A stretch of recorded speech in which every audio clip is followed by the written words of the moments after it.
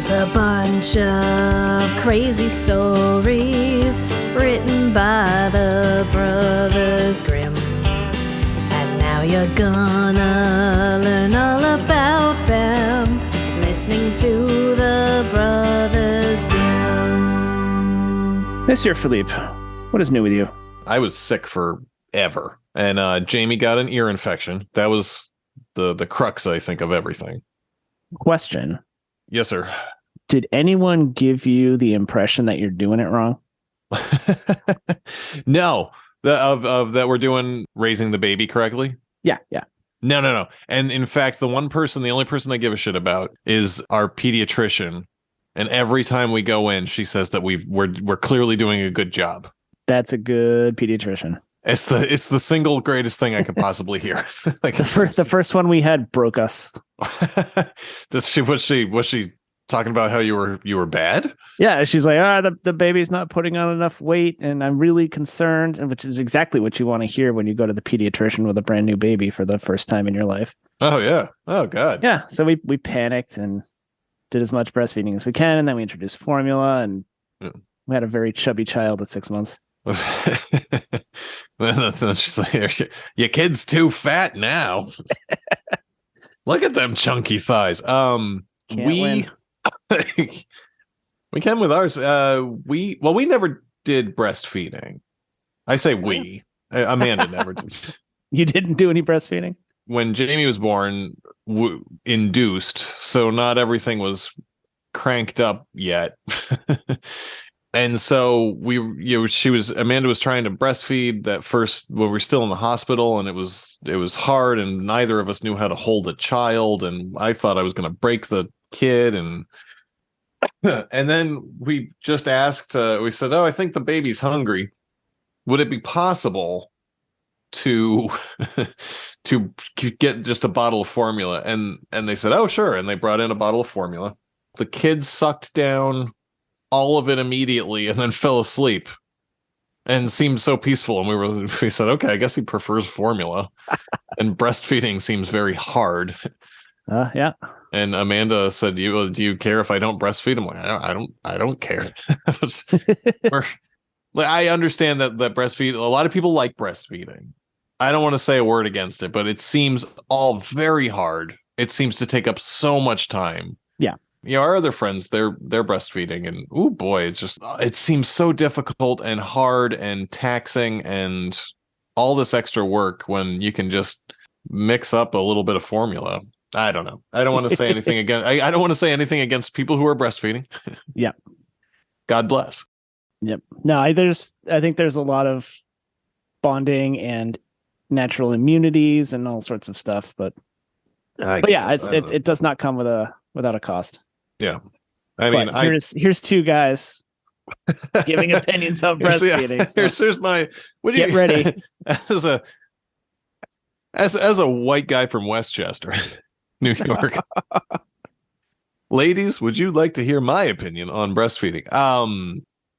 No, I don't. I guess that was my opinion was I don't have one, and Amanda didn't really want to do it because she was having a lot of trouble, so it a lot more sense to. That is an entirely okay thing to do. I think so. Students and scholars, friends and relations, and enemies. Welcome to the Brothers Dim podcast. Now that we've gone through the baby updates, my name is Phil, and my name is Mike, and we are just a couple of dudes sitting around talking about the downright bizarre stories written down by the Brothers Grimm. We are going tonight. Story number 11, Little Brother and Little Sister.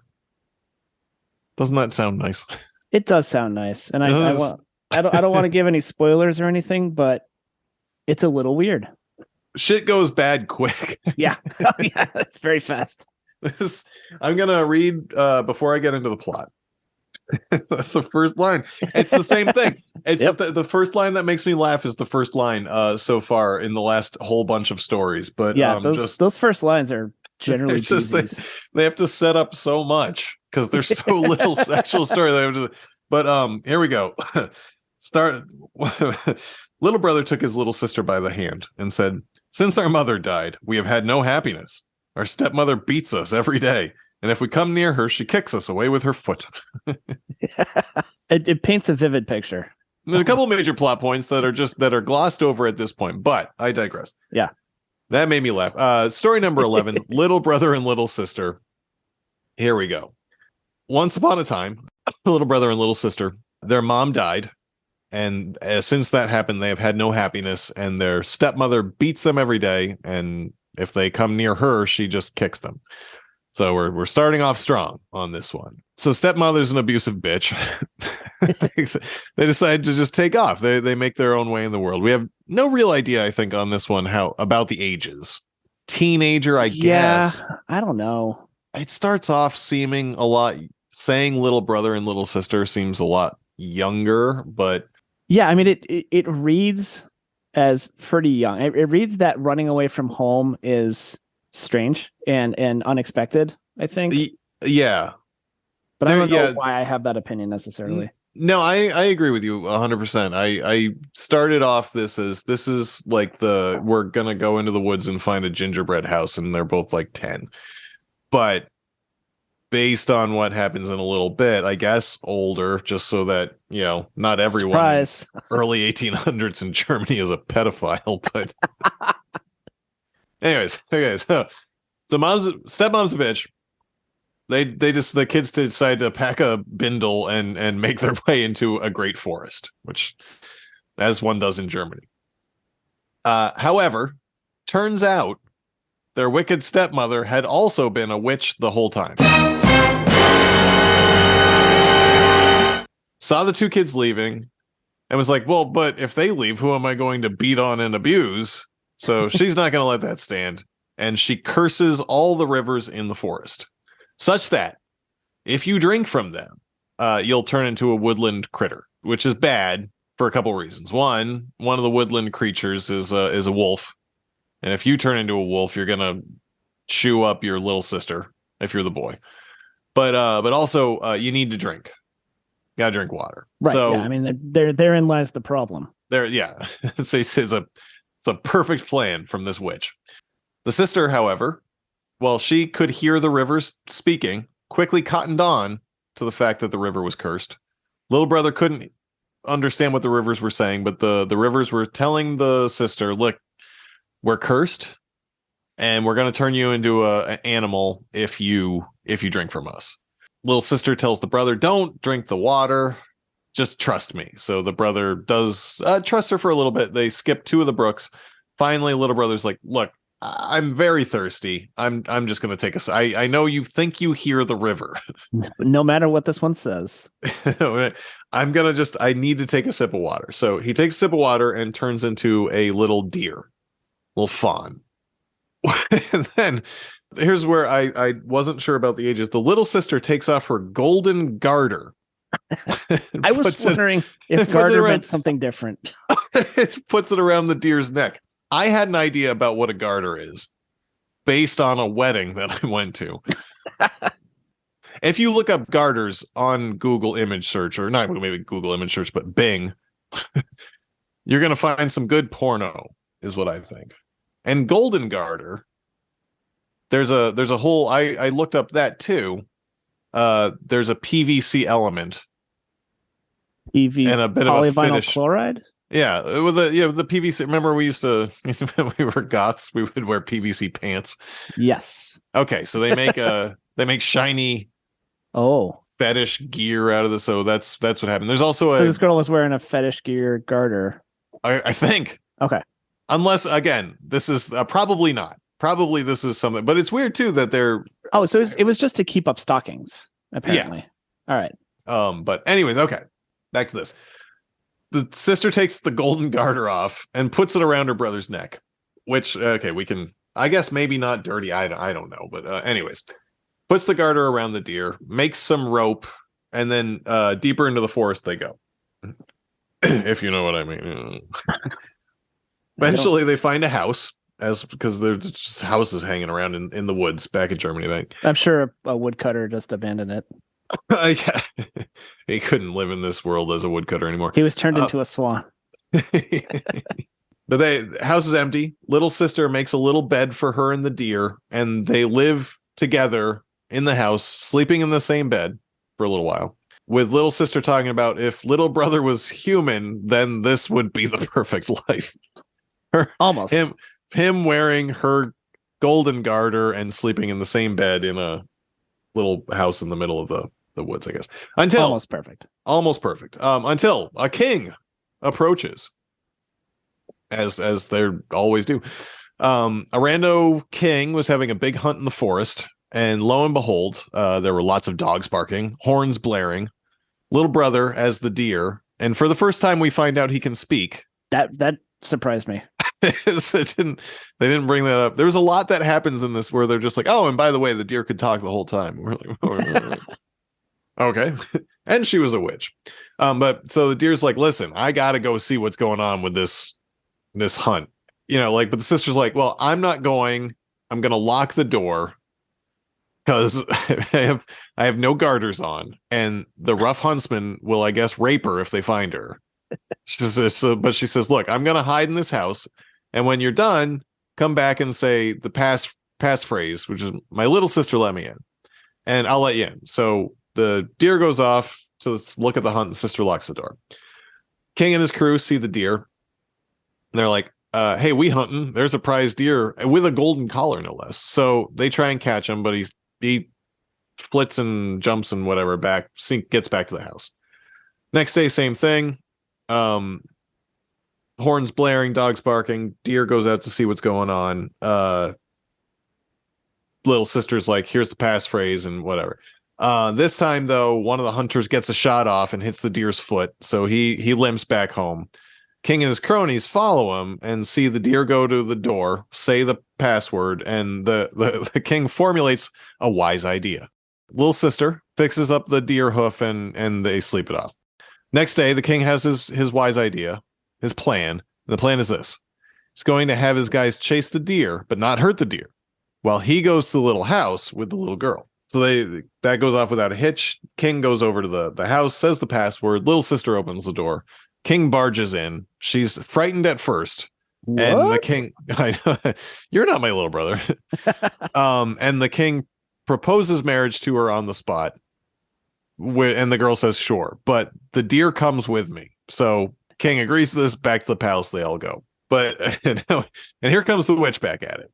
So the witch had assumed that her plan of turning the boy into a wolf would have meant both kids died, but realizes that no, little sister has now become a queen, and little brother is happily prancing around the gardens. So the witch gets jealous of this and says, okay, well, I'll just wait for my moment and get my revenge.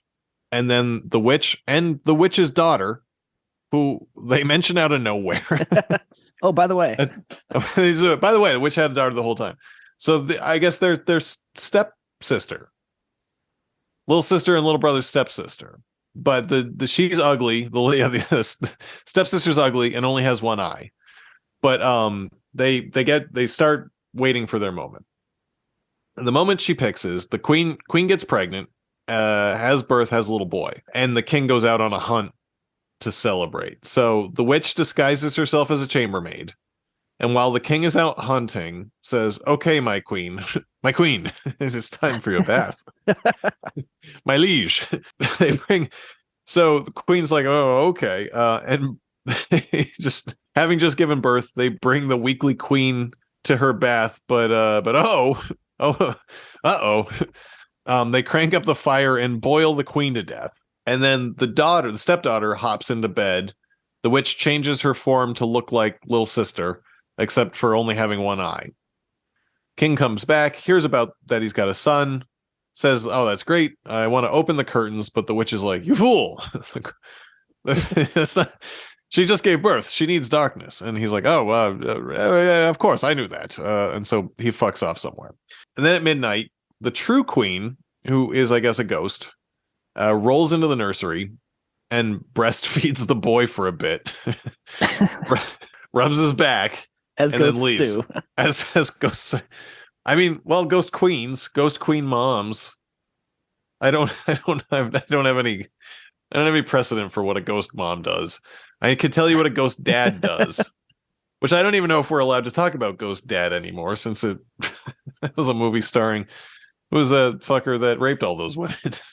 Cosby. I don't remember this movie at all.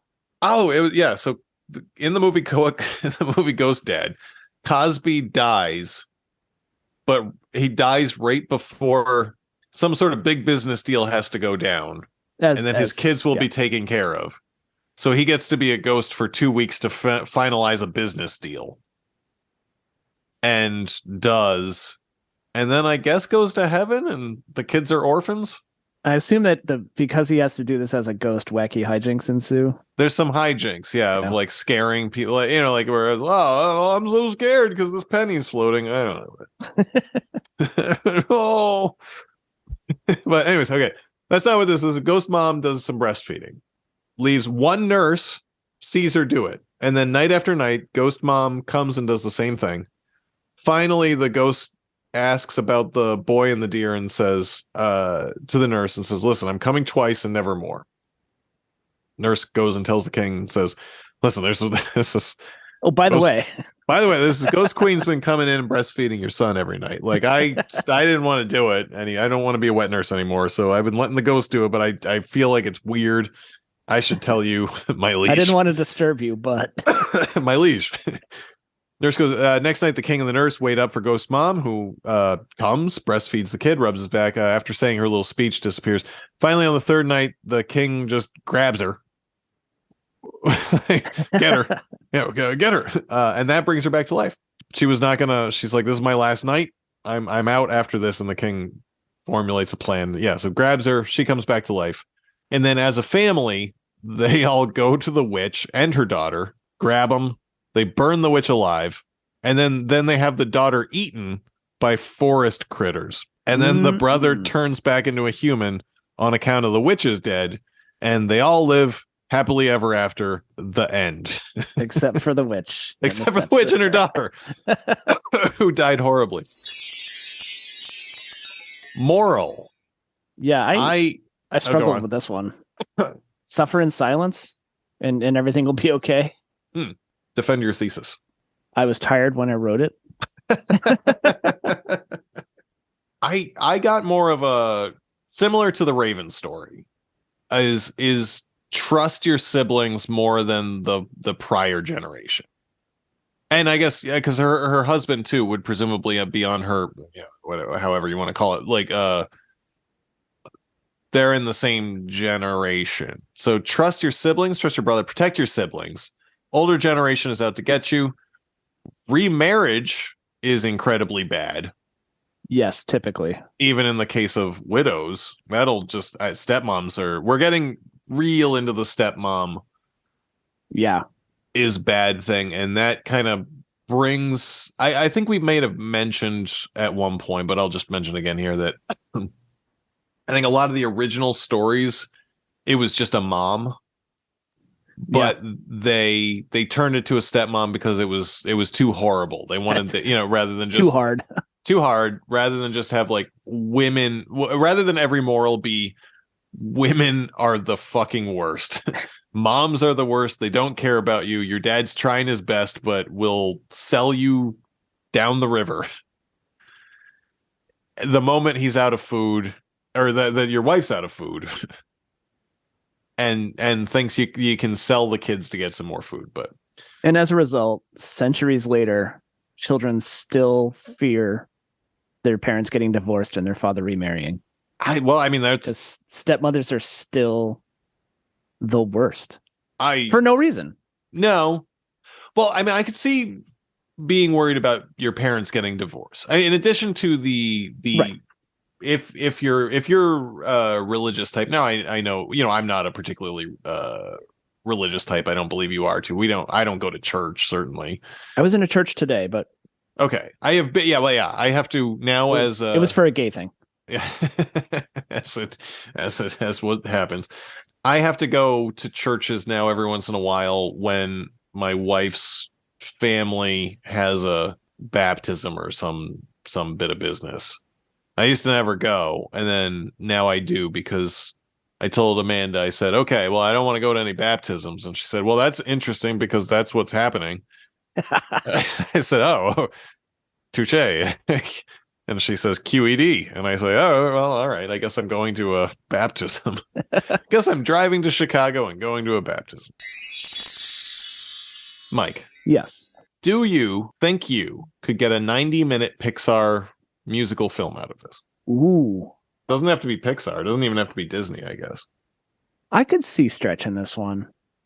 There's a lot of time in the forest. I mean, that's your segue from first act into second act. And I think that whole second act is them in the woods. Yeah, I mean, you've got the whole excitement of the hunt. You could have a big number about that. The sister could have an aside soliloquy when the king pops in and just immediately proposes marriage, like literally the first thing out of his mouth. Yeah. Might have to soften that one. And there's always stuff you'd have to soften. I think you could do a lot with the deer. I think Pixar already kind of did that with a bear mom movie. I don't know if you saw the movie Brave. Oh, yeah. Okay, so yeah, they turned the mom into a bear for a little while. Right. As I recall, teaching you how to understand each other, even though you're of different generations. Yeah. It's Arn Thompson, type 450. There seem to be a ton of versions of this, though I never heard anything about this. I don't really have this as part of my kind of consciousness, but it's always a brother who gets turned into something, like a deer or a cute wooden creature, by a witch, and then the little sister protects the animal. Because again, this goes back to something you were saying the other day too, which is like nature is always good. Yeah. Humans generally are except bad. for a wolf. Yeah, wolves are generally bad. But and even in this one, they mentioned the wolf would if he drank from the Wolf River instead of the Deer River, he was going to kill her. Well, if he drank from the Deer River, he was going to run away and never see her again, and that didn't happen either. So no, well, maybe she could have had a pet wolf. Hunted down that witch without even needing a man. Kind of had a little overlap with the Seven Ravens story, which is what's the name of the type, by the way? Little brother and little sister. Was and had the enchanted house in a deep forest. Brother turns into an animal. In Seven Ravens, it was all of her brothers, but in this one, it's just one brother. But and then they get out of it by marriage somehow. Magic. Well, I have questions. Okay, where's the dad? He tapped out. I thought he might be dead. I don't think they mentioned the dad not once. Like he's not around. Yeah, not at all. But clearly he had to be there to remarry for there to be a stepmother. And then even, let's say the guy's still alive, even after they're gone, at one point the stepmother and the daughter just disappear as well to go live in the king's castle so that she can try to fuck with the kids more. Yeah, that's the thing. Is he just back chopping trees being like, everybody left me. Everyone left. Like it's the way my witch wife is gone too. It's so weird. It has such a feel of it. This story to like they were drunk when they were telling it, and they were like, "Oh, and by the way, I forgot to mention she was also a witch. Oh, and she also had a daughter, and who only had one eye. Who only had one eye, and that's how you can tell that it wasn't the real queen, but the queen was a ghost. So, anyways, she even breastfed. Yeah, when she was a ghost. I don't know. I don't know how it worked. The story is ghost milk. Yeah, this story is all over the place. Yeah, and it's a long story too for Brothers Grimm. Yeah, it comes in at like 5 pages. Yeah, which is, I mean, I guess why you get so many twists and turns, like so much German pretzels or whatever. So true to the Grimm thing, there's a couple patterns of 3s in here. Okay, there's the third brook is the one the brother finally drinks from, and turns into a deer. And then when the king's having the hunt and the brother's all excited to go see what's going on out there, it's the third time that he goes to join the hunt that the king swoops in and marries the sister. Yeah. And once again, he comes in. He says, "Dear little sister, let me in." Door open, and the king walked in, and there stood a maiden more lovely than he had ever seen. Yeah. The maiden was frightened when she saw not her little fawn, but a man come in who wore a golden crown upon his head. But the king looked kindly at her, stretched out his hand, and said, "Will you go with me to my palace and be my dear wife?" But yeah, no, it's weird. Yeah, he busts in, at a time, and certainly, back then where, I mean, she was scared of that. That's what she was scared of, not of a king, but she was like, one of these huntsmen is going to break in here and see my nubile young body and want a piece of this, and I just want to live with you, brother, in this little house, and it's going to be fine. And but luckily the king is genteel, I guess, and at least offers marriage first. Yeah, I mean, he looked kindly at her. Yeah, so there you go. Is that what I've been doing wrong? And then she says yes, but only really so that she can protect her brother. Yeah, that's a good point. It works out well for her, I guess, well, quote, but it works out for her, I guess. She has a kid. They never say whether or not she's like happy about this. Right. It doesn't work out super well for her because she gets boiled alive.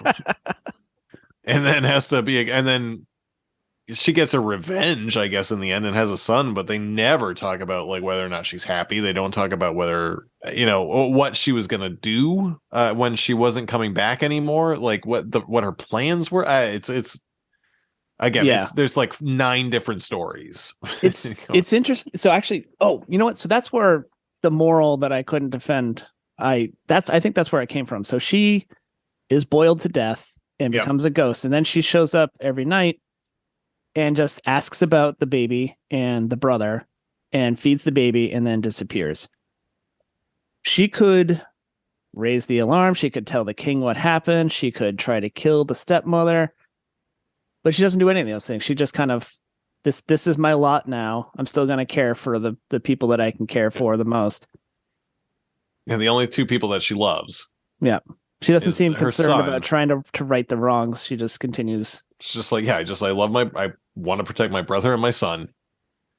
And she's rewarded for that. Okay. All right. Well, no, that's interesting. I don't know if she's rewarded for it. She comes back to life. Yeah, I guess. And she saves her brother.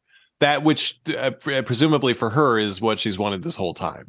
Yeah. And then her brother gets the whatever life, it lives happily ever after. After they murder the witch. After they murder the witch and her daughter, and the daughter didn't even do anything.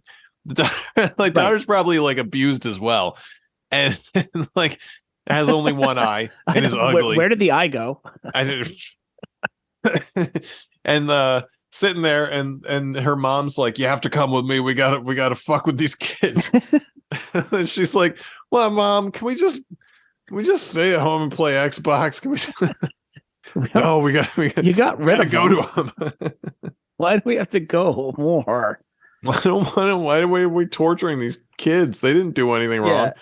And then the text that the daughter was taken into the forest where she was torn to pieces by wild beasts. She did nothing wrong. Like, so it's a rough way to die. Yeah. That's hardcore. Yeah. Not just a hanging. Like, you're gonna feel this. Yeah. Like, I don't know what it feels like to get et by a bear. But I assume many bad. Bears. Like I think that not even torn to pieces. Torn to pieces. I bet you could hear your skull being crushed in the bear's mouth. Oh, I'm sure. Yeah, no, I don't think the witch's daughter did anything. She was like, "Here, just sit there. I'm going to change you so that you're hot now." Okay. I guess the daughter helped her boil the queen alive. Yeah. Yeah, so, she was complicit in that. Okay. I want the backstory. I want to know what happened to the eye, because I feel like it was more shenanigans from the stepmother. I bet you could in your 90-minute Pixar film. Ooh, we could flip it on its head and make her the hero. Oh, so like a pull of Frozen? Yeah. I guess. Well, I guess they changed the story enough in Frozen. Yeah, a little bit. Well, originally, I think the Ice Queen was going to be bad, but they wrote such a good song that they were like, "Fuck, we have to make her kind of good, at least, maybe." How do we do this? And we'll make her chaotic neutral. Yeah, admittedly, they wrote a jam, and that's about the only thing I liked in that movie. That was story 11, Little Brother and Little Sister, and we are the Brothers Dim. Sleep tight, and we will see you next time. Indeedy.